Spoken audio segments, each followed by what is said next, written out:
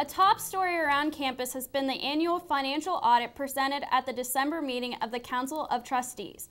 One point of interest in the annual audit has been the total operating expenses as opposed to the operating revenues. In the 2011 fiscal year, which ended on June 30th, the university's total operating expenses were approximately $145 million.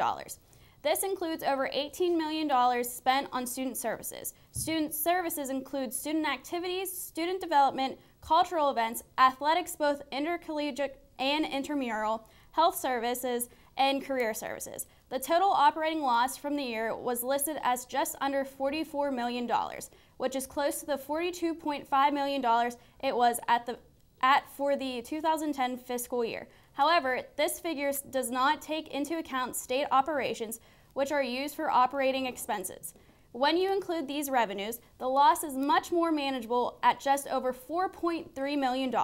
Compared to the previous year, most of the operating revenues increased. The major area that saw a decrease in revenue was from state grants and contracts. The total operating revenues increased from the 2010 fiscal year in about $93 million to over $100 million.